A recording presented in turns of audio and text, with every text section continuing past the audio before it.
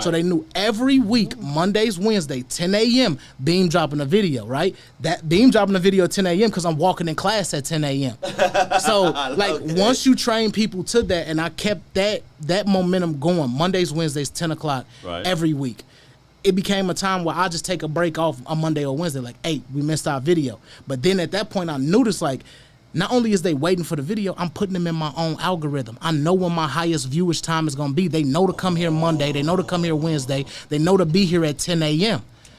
Then I have my competitors who are posting Mondays and Wednesdays. It's not about being better than them, but it's about if they are bigger than you, you post in the same time frame as them. You get thrown in their recommended videos. Yeah, so now all of a sudden, so like you look at it, let's grab Barber X. Barber X has 3 million followers. He drops on a Monday and Tuesday. He's going to bring majority of the people on YouTube, right? So what I do, I drop the same, I drop another video within a 15-minute span of his video. Let's let his video ride for 7 to 15 minutes. I drop my video at the 15-minute marker. If they don't like his video, my notification pop up. They come here. If they finish his video, they still know my video dropped. So I let him do the heavy lifting while waking up these millions of people to watch his video, then they're gonna piggyback and roll right into mine. You giving out a lot of free game, bro. This is what it's about. Oh man, listen, y'all look at charging for subscription for this podcast, man. So is that where CPM crazy. comes into? So they got two different things, CPMs, and they had the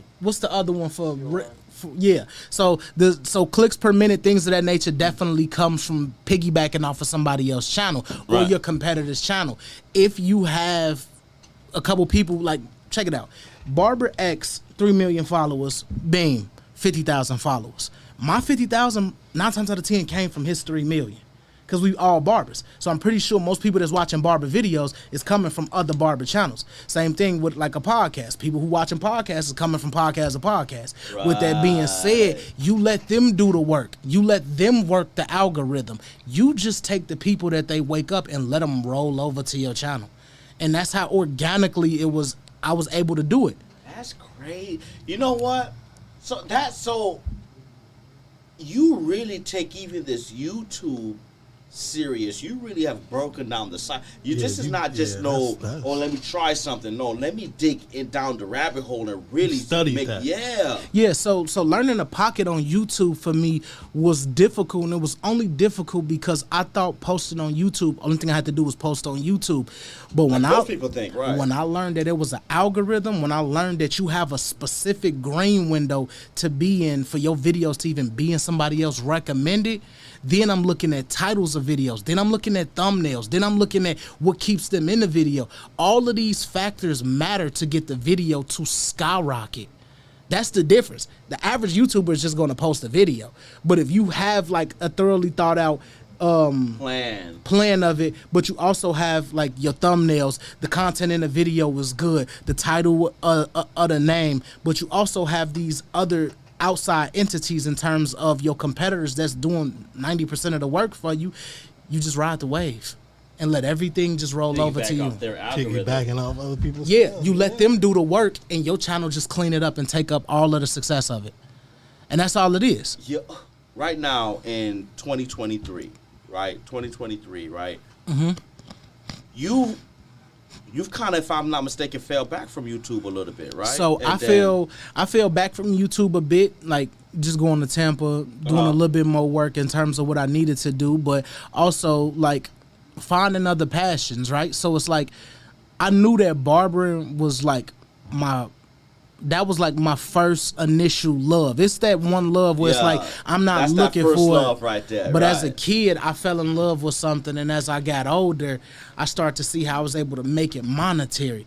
But then as I started to grow into myself and who I was and the things that I actually liked since I was a kid, I thought about it at the end of the day. It's like YouTube's amazing, barbering's amazing, but what are they gonna do to help me get my next thing jumping? Right. So I looked at barbering and YouTube as a vehicle. It's just a vehicle to get me to the next destination. I take my influence from barbering. I take my influence from YouTube. I mix the two, and then I bring in my third world. Now I know 500,000 plus people who follow me through these two won't all just roll over here, but because I have X and I have Y, the average artist, let's talk about music artists because I like music, but like let's talk about the average music artist. They start off, whether they're amazing or they bad at what they do, they have no form of following, no form of support. Exactly. That's what I'm saying. So how I was speaking about letting, taking everybody else's algorithm, letting it roll over, I'm doing it with myself now. Now I'm still in my support system. I'm still in my algorithm, and I'm letting it roll into my music, because if I'm able to create a real opportunity from it, I can sell my algorithm to anybody then. Now I can package up how people can literally grow themselves. So what I brought to this show was gems and jewels that the world may never get. Maybe people that's like close, when I go to barber shows and things of that nature, they walk up to me and they ask me how I do it. Right. I tell them, because you got people in the world who believe that the game is only meant to be sold and not told. But realistically, how do you continually receive blessings if you're not willing to step down or pour back into the game what you learn? Ain't nobody teaching me the game this way, which is why I'm willing to give the game away this way. Because I never felt like I wasn't blessed. I never felt like my blessings stopped. That's why I continuously pour all the knowledge that I know into people who may be the next generation. I won't be here forever. Beam won't be the barber forever. But right. I love so many other things. So let me nurture the next. What coming behind. Exactly, and I use these two big things, my barbering, my YouTube, to be my vehicle to get to my music or get my music heard.